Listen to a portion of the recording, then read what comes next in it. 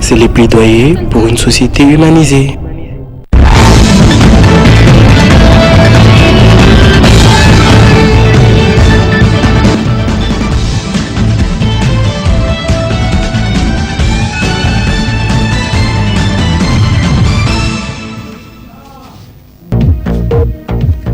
Le monde a célébré ce vendredi 13 février la journée internationale de la radio, journée célébrée sous le thème jeunesse et radio.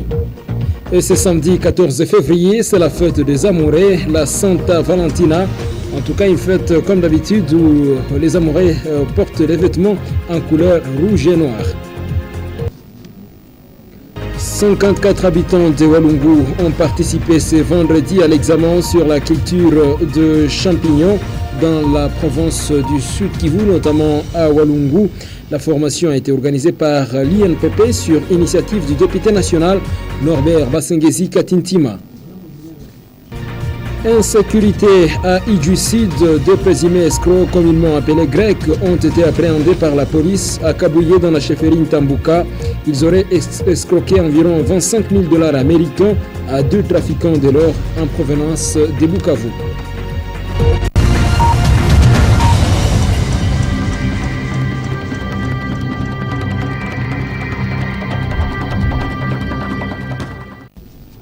Mesdames, Messieurs, merci de faire confiance à la radio-télévision Goma Kivu. Bienvenue. Commençons cette édition d'information par cette journée internationale de la radio célébrée le 13 février de chaque année. L'humanité a célébré donc ce vendredi la journée mondiale de la radio. C'est sous le thème jeunesse et radio. Grâce à cet outil, la radio, donc, le monde devient de plus en plus petit par rapport à la communication par radio. La radio qui permet à chaque auditeur d'être informé sur ce qui l'entoure localement mais aussi au niveau national et international. La radio a pour rôle de former, informer, éduquer mais aussi d'étendre les auditeurs.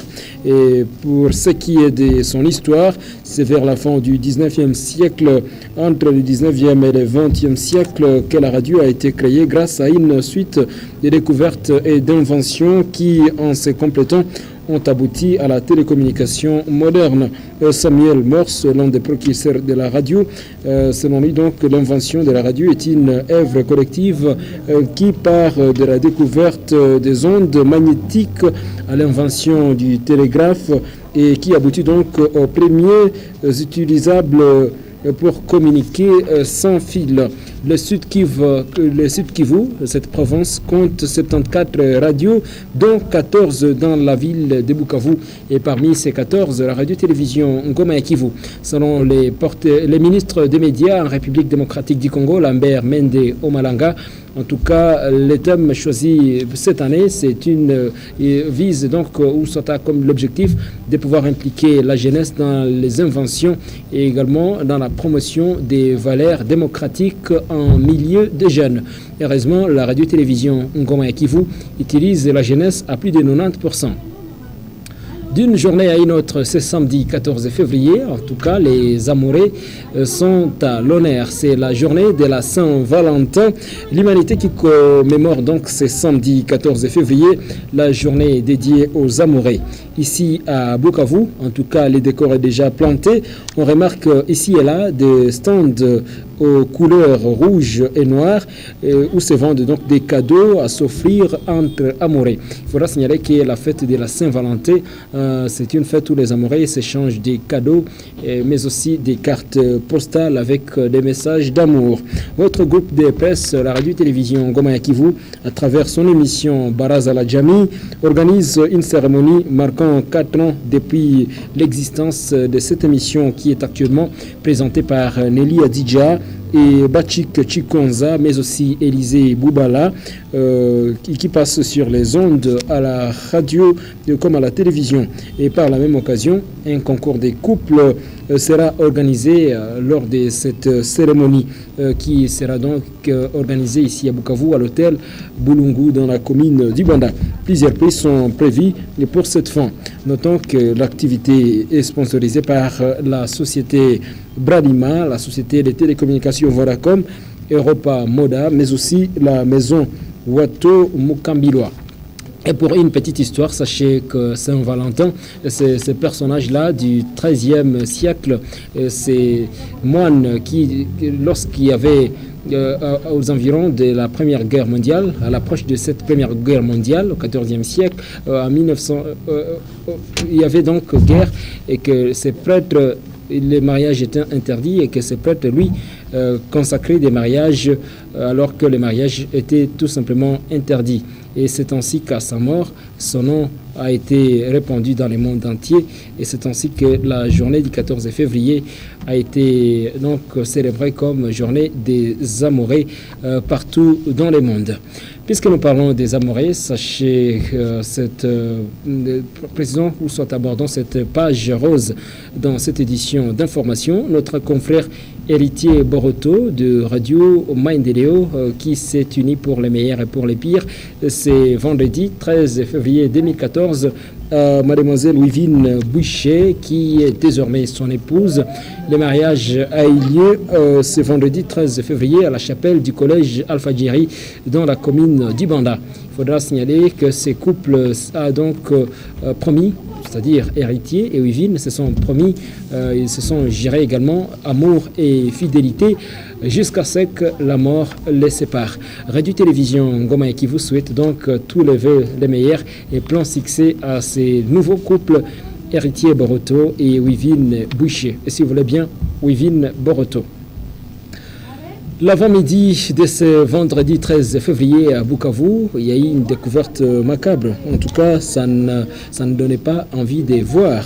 Ce qui a été découvert au niveau du quartier Nyamugu dans la commune de Kadutu, c'est un fœtus d'un bébé, un fœtus donc qui a été retrouvé sur les eaux de la rivière Kawa. Le fœtus était jeté dans cette rivière qui sépare donc la commune d'Ibanda à celle de Kadutu.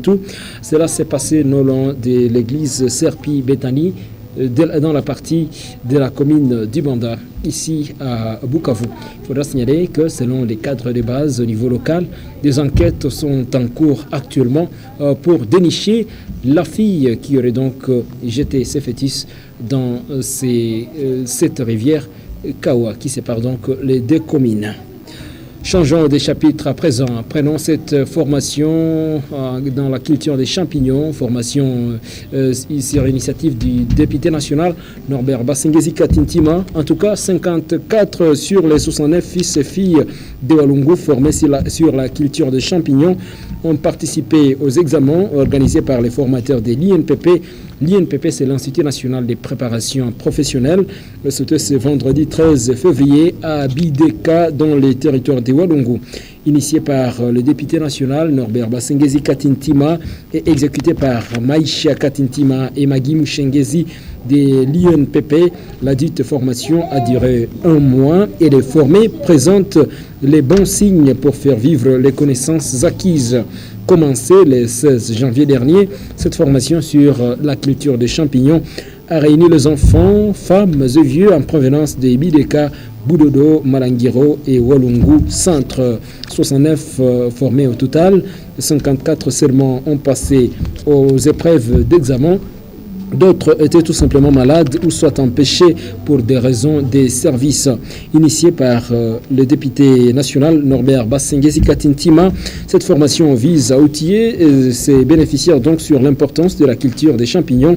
Une personne qui respecte toutes ces règles recommandées doit avoir un bon repos grâce aux champignons qui sont donc un bon repas. Grâce donc à ces champignons qui sont vitamineux selon des sources concordantes. Cette culture qui revêt donc d'une importance capitale et économique pour les besoins familiales. Il faudra signaler que les bénéficiaires de ces projets sont appelés à former les autres pour lutter contre la pauvreté, a insisté le formateur Maïcha Katintima. En tout cas, pour lui, les champignons cultivés sans formation peuvent devenir tout simplement du poison pour les consommateurs, d'où donc l'importance de cette formation. Il faudra signaler aussi que les brevets seront remis avant la fin de ces mois de février et les résultats donc seront publiés avant aussi la fin de ces mois de février. Vous le savez très bien, la Commission électorale nationale indépendante a publié les calendriers global du processus électoral en République démocratique du Congo. C'est depuis jeudi, le 12 février de cette année. Et ici à Bukavu, après la publication donc de ces calendriers électoraux, ces calendriers global qui retrace tout le processus électoral en République démocratique du Congo, c'est par la Commission électorale nationale indépendante, je venais de le dire. En tout cas, plusieurs réactions sont actuellement signalées, tant du côté des partis de l'opposition que de la majorité, mais aussi la société civile. En tout cas, toutes ces personnalités qui saluent donc cet acte patriotique longtemps attendu en République démocratique du Congo.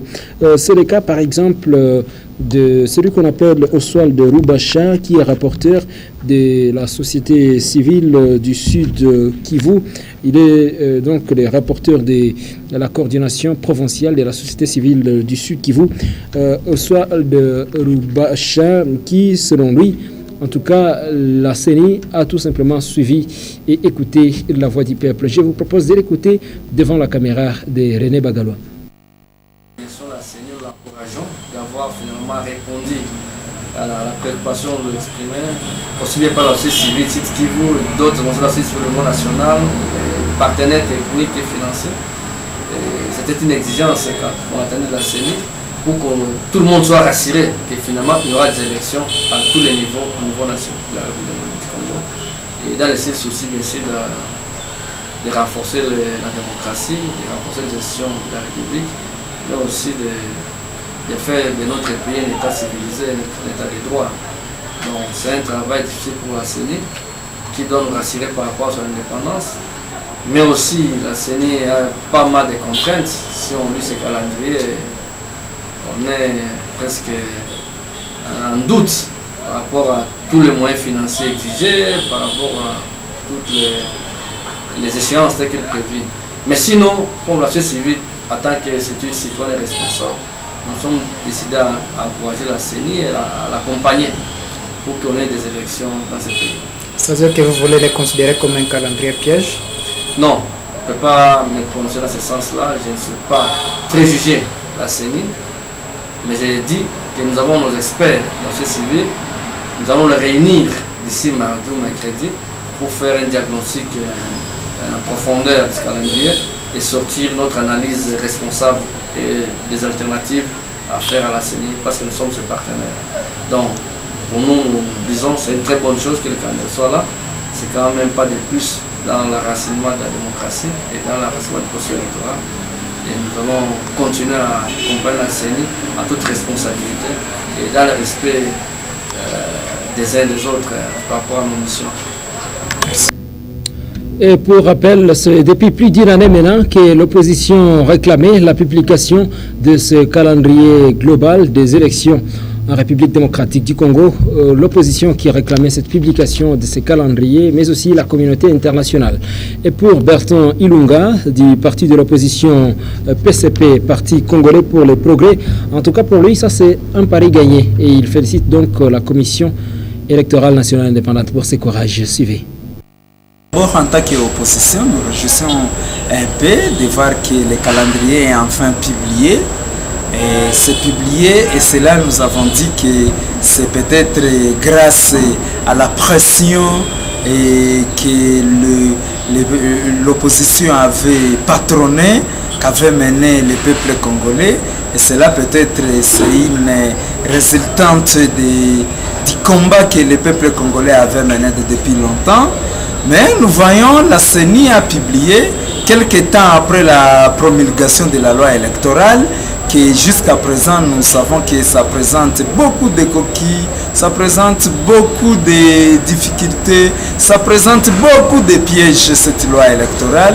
Mais elle a été promulguée par le chef de l'État et quelques temps après, le calendrier électoral a été publié par la CENI.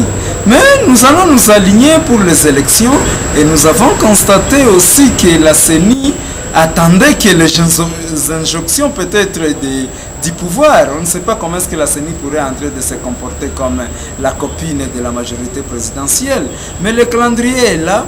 Mais nous avons aussi observé que le président de la CENI nous a promis qu'il va publier le calendrier global, inclusif et constitutionnel. Mais quel calendrier avait souffert de beaucoup d'histoires, raison pour laquelle il n'était pas respecté, n'était pas appliqué. Mais nous avons aussi observé que les mêmes préalables qu'avait posé la CENI pour matérialiser le premier calendrier sont revenus. Ce sont les mêmes préalables en disant qu'il faut des budgets, il faut beaucoup d'argent. D'ailleurs, il a présenté un budget de 1,145 millions de dollars. Vous trouvez ça que c'est beaucoup vraiment d'histoire, c'est beaucoup d'argent, on ne sait pas.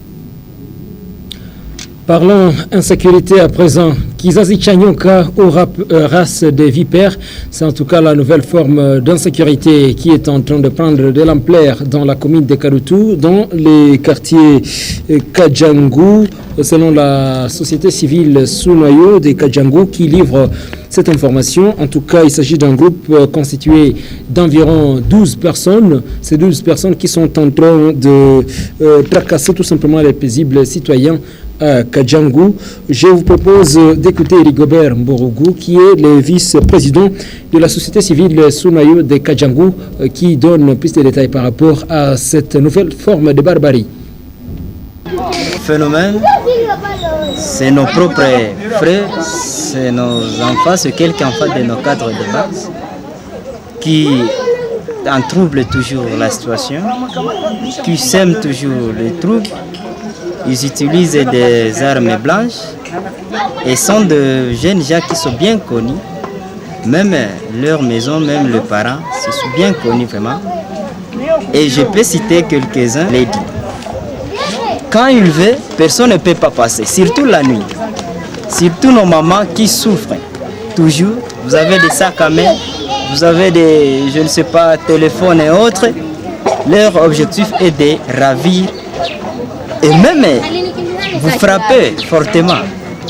C'est ça, cet phénomène. Oui, le victime qui était en dernier lieu, il s'appelle Birindoa Jackson, qui a été blessé par ces jeunes gens. Il a un coup de fouet et jusqu'à même perdre au moins la connaissance. Il avait duré plus de 30 minutes. Il se retrouvait après. Il s'appelle. Avant Birindoa Jackson, nous avons eu celui qu'on appelle Kassaza et l'ingénieur de SNEL, celui qu'on appelle Duni Kebongo. Ces trois gens ont été tabassés fortement par ce jeune gens.